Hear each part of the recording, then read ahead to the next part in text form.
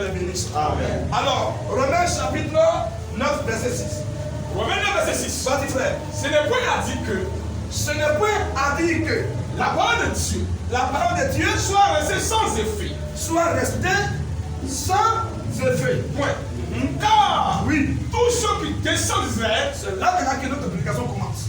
Et c'est là que je souhaiterais que les gens comprennent maintenant pour mieux comprendre l'histoire qui va suivre. Sinon ils vont dire que mais, ça n'a rien à voir avec ça, c'est le peuple juif, ça c'est Israël. Mais écoutez bien. Et vous avez toujours dit qu'il y a Israël physique et il y a Israël spirituel. clair. Israël physique, c'est ceux qui sont là-bas, qui habitent là-bas. Là-bas en Orient, en l'Est. Mais Israël spirituel sont les papiers dans le monde entier. C'est l'image des fils de Dieu. Amen. Amen. Vas-y maintenant. Car Oui, tous ceux qui descendent tous ceux qui descendent d'Israël d'Israël, ne sont pas Israël. ils ne sont pas tous Israéliens. Vas-y, C'est-à-dire que, verset 8 maintenant.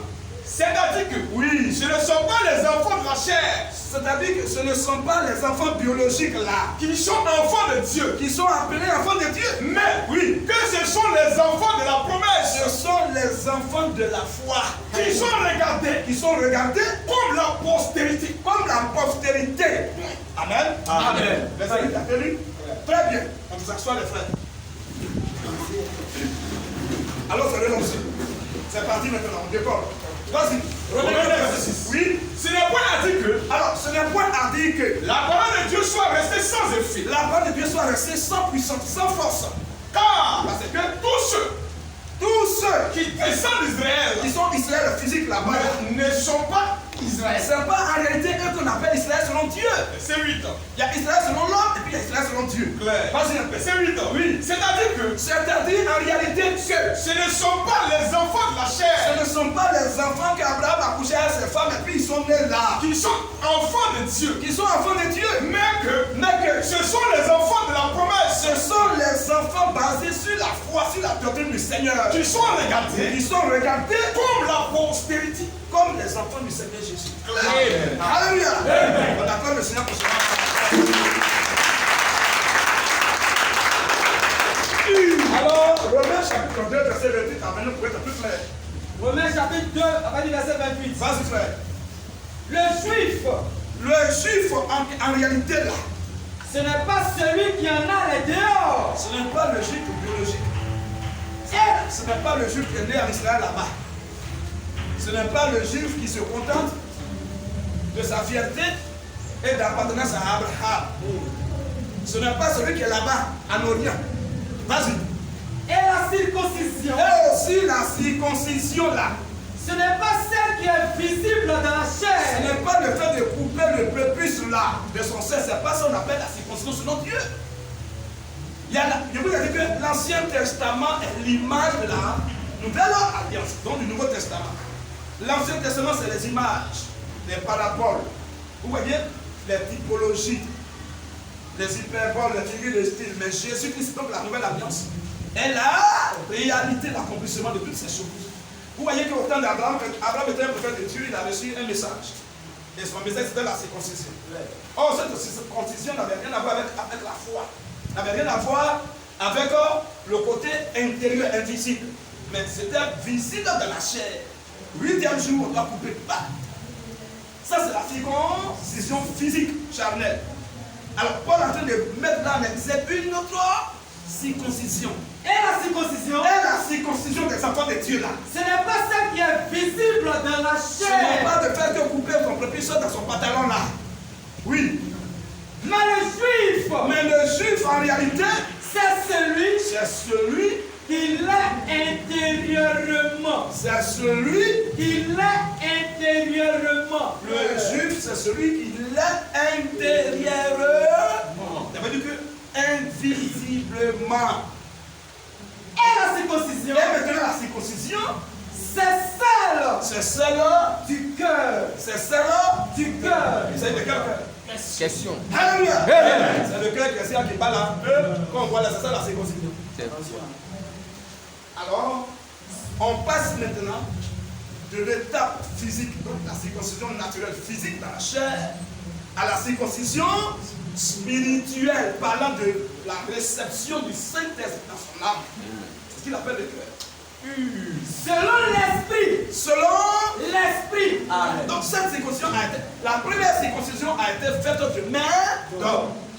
Les hommes ont pris beaucoup. 8e jour. La deuxième circoncision qui est là, qui est même celle par laquelle l'homme va au ciel. Alors cela a été fait par le Saint-Esprit. Donc lorsque le Saint-Esprit loge dans ton âme, on dit tu es circoncis de Dieu. Amen. Amen.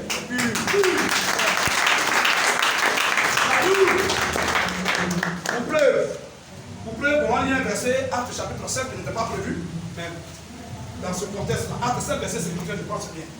Actes 7, verset 51. On va voir quelque chose. Oui, frère. Acte 7, verset 51. Oui. Ah, ok. Au courant plutôt. Alors, voici Étienne, qui était en train de prêcher, et les gens étaient aigris et jaloux de lui. Les gens ont commencé des complots contre lui, qui est un fils de Dieu. Commencé des complots contre lui. Les aigris étaient là. Comment faire pour lui tendre des pièges, des catapelles, dans le souci de le tuer. Alors il continue son discours. Il dit quoi? Homme au courant. Il dit, homme, vous là, vous êtes des hommes au courant. Incirconcis de cœur. Incirconcis De cœur. et de quoi? Et d'oreille. Ça veut dire quoi? Ça veut dire qu'on ne va pas couper les oreilles. Question. Est-ce qu'on coupe l'oreille? Question. On parle de la circoncision dans la chair, le prépuce qu'on enlève. C'est ce qui a été connu en Israël, mais qui est venu par Abraham, qui n'était pas un juif ni un israélite, mais qui est un hébreu. Alors, puisque c'est son petit-fils, Jacob, c'est de lui qui est parti Israël, juif. Amen. Amen. Or, son premier fils était Isaac. Donc, Isaac lui-même n'était ni juif également, ni israélite. C'est le fils d'Isaac maintenant qui est Jacob. C'est de lui qui sont issus les 12 tribus d'Israël. Donc, la tribu de Juda. Donc, la tribu de Juda, c'est uniquement ceux-là qu'on appelle les Juifs. Les habitants de la tribu de Juda. Et de Judée, ceux-là, ils sont appelés les Juifs. Donc, c'est à partir déjà, non seulement de son arrière-petit-fils, mais de son petit-fils, et en même temps de ses derniers enfants. Donc, ils sont les enfants de son petit-fils. Ça a parlé de l'accord de Juifs d'Israël. Donc, Abraham n'était ni juif également, ni israélite. Amen. Amen. Mais il dit ici, Étienne dit ici, l'homme, les hommes au cou, raide, incirconcis de cœur et d'oreille. Qui a une fois prescrit la circoncision d'oreille? Il faut couper l'oreille. Il faut couper le cœur. Ça veut dire que ces gens dont on est en train de parler, et les deux parties qu'il a citées là, c'est les deux parties prépondérantes. Hein. Il n'a pas dit cœur et puis oreille pour derrière. C'est un enfant de Dieu, c'est un homme spirituel qui est là. Alors, il dit, les hommes incirconcis de cœur, en d'autres termes, il a bien dit qu'ils n'ont pas le Saint-Esprit en eux.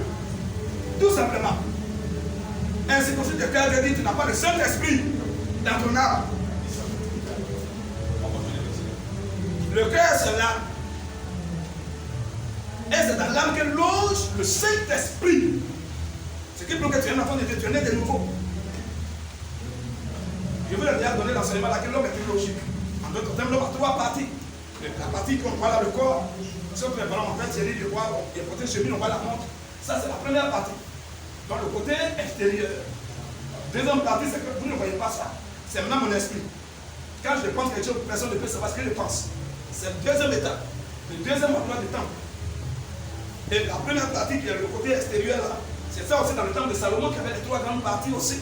Trois parvis, donc première partie c'était le parvis extérieur, qui était visible, qui abritait le reste du peuple en dehors des sacrificateurs. Alors c'est mon corps. Deuxième partie du temple, c'était le parvis intérieur qu'on appelle le lieu saint. Aujourd'hui, qui est équivalent à mon esprit, vous ne le voyez pas. Là-bas sont logés uniquement les sacrificateurs et les lévites. Amen. Et le troisième et dernier endroit maintenant, qui était le temple de Salomon, c'était le lieu très saint qu'on appelle le Saint des Saints. Aujourd'hui, qui équivaut à mon âme. Puisque c'est là-bas que Aaron rentrait une fois par an pour implorer le sacrifice du peuple, l'expiation du peuple. Amen. Aujourd'hui, Dieu s'en fout de notre corps ni notre esprit. En réalité, ce qui est le plus important pour Dieu, la Bible dit l'âme qui pêche, c'est elle qui. Non, l'âme ne peut pas avoir 3 péchés, 4 péchés, 5 péchés, 6 péchés, 8 péchés. L'âme a un seul péché, soit l'âme croit, tu es sauvé, soit l'âme est incrédule, tu vas en enfer. Voici le péché de l'âme. Alléluia. Donc voici de quoi il s'agit en réalité. C'est ça. Alors quand Étienne dit, homme au cou raide, homme au cou raide, incirconcis de de cœur. Et d'oreilles. En d'autres termes, la Bible dit qu'ils n'ont pas le Saint-Esprit dans leur cœur, dans leur âme. C'est ça qui signifie incirconcis de cœur. Maintenant, incirconcis également d'oreilles, c'est que comme ils n'ont pas le Saint-Esprit, ils ne peuvent pas comprendre les choses de Dieu. Vous vous opposez toujours C'est à cause de ça qu'ils s'opposent, ils s'opposent toujours, sinon ils s'opposent toujours au Saint-Esprit. C'est à cause de ça qu'ils s'opposent toujours au Saint-Esprit. Mais est-ce que celui qui a le Saint-Esprit peut s'opposer au Saint-Esprit? Ils n'ont pas le Saint-Esprit. Amen. Clair. Très bien. Alors, ceci étant déjà clair, on va maintenant démarrer notre prédication du jour. Donc, vous comprenez déjà que le juif, en réalité, c'est la semence du Seigneur Jésus. C'est le Fils de Dieu qui a appelé juif, selon Dieu. Ce n'est pas juif charnel, biologique, on s'en fout de ça. La preuve en est même que Jacob, même ses enfants, de tout ne sont pas sauvés.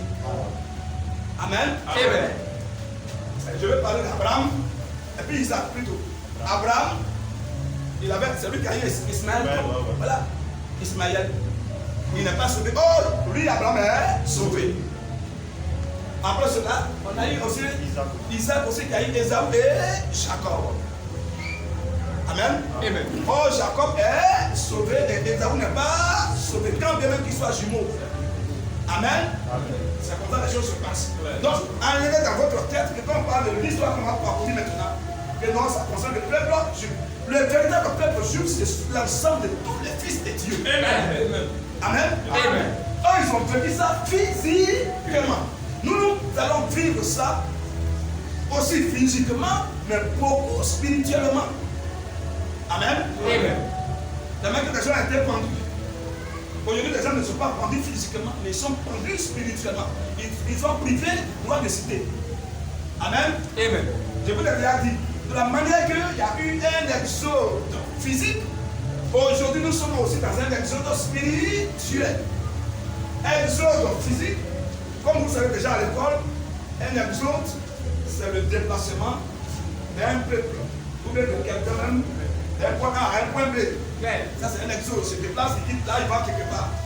Alors, le peuple juif, sinon le peuple d'Israël, a quitté l'Égypte, sous l'Égypte de Moïse. Moïse allait la chercher. Il dit allons-y à Canaan. Donc elle a dit je suis venu vous chercher pour vous envoyer à. Il n'a pas dit je suis venu vous chercher. Il ne sait pas où il est fait. Il n'a pas dit ça. Je suis venu vous chercher. On dit mais tu viens me chercher, on va où? Bon, vraiment, suivez-moi, allons, mais vraiment je ne sais pas, mais allons. Destination inconnue. Un tel homme qui va dessus. Jamais. Il faut être encouragé d'un courage excessif pour suivre ce brigand. C'est ça. Mais il dit, comme vous pouvez que c'est Dieu qui l'a envoyé, et que lui-même qui l'a envoyé est aussi bien guidé, alors ceux qui vont quitter seront aussi bien guidés. Mais l'homme dit, il ne sait pas où il est quand même. Qui est ton Dieu alors? Quel Dieu qui est un sceptre comme ça? Un Dieu qui ne connaît même pas où on va. Est-ce qu'on peut le suivre? Alors Moïse dit, je suis venu vous prendre pour qu'on effectue un exode d'Égypte, qui est un point A, un point de départ, en passant par le désert, pour aller à Canaan, qui est la finition. Amen. Amen. Or, je vous ai dit que le peuple d'Israël était en réalité en esclavage dans un pays physique où on voyait la terre, on pouvait s'asseoir à une maison, on voyait, qui était Égypte. Amen. Amen. De la même manière que le peuple d'Israël était en esclavage physiquement, était oppressé de toutes parts en Israël, et que Moïse physique allait les prendre eux qui sont physiques, à parcourir maintenant un désert physique et brûlant, aller à Canaan qui était un pays physique où il y avait des habitants physiques. La même chose qu'on prenait ça chez nous, les nations, les chrétiens, les filles de Dieu. Nous aussi, on était aussi en esclavage quelque part en Égypte. Parce que l'Égypte maintenant n'est pas Égypte maintenant physique, c'est pour nous elle est spirituel. Donc notre Égypte aujourd'hui est quoi? Était des dénominations dans lesquelles on était. On était oppressé par le mensonge de Satan, enseigné par les femmes doctrines, par les créneaux d'ordre, par le mensonge, par la cacophonie. C'était aussi notre Égypte. Moi, mon Égypte était assemblée de Dieu. Chacun maintenant connaît son Égypte aussi. Il y a d'autres Égypte était lisse là. C'est l'Égypte vraiment colossal. Alléluia! Il y a d'autres Égypte était catholique. Ils étaient quelque part dans le mensonge, dans la fausseté. Où ils étaient oppressés par Satan qui est l'image de Pharaon. Et maintenant, nous sommes dans la major spirituel, présentement, qui est aussi, qui correspond à notre désert, la marche. Et nous partons où? À Canaan. Mais ce n'est pas un Canaan qui est fini qu'on voit là. Mais nous partons où? Notre Canaan, c'est où? Où on va se reposer, on ne va pas mourir, on ne va pas souffrir. C'est où? Il est. Donc nous sommes en marche actuellement pour le millénium qui est notre Canaan. Donc voyez que tout ce qui était physique avec eux pour nous est spirituel. Amen. Enseignement. Amen.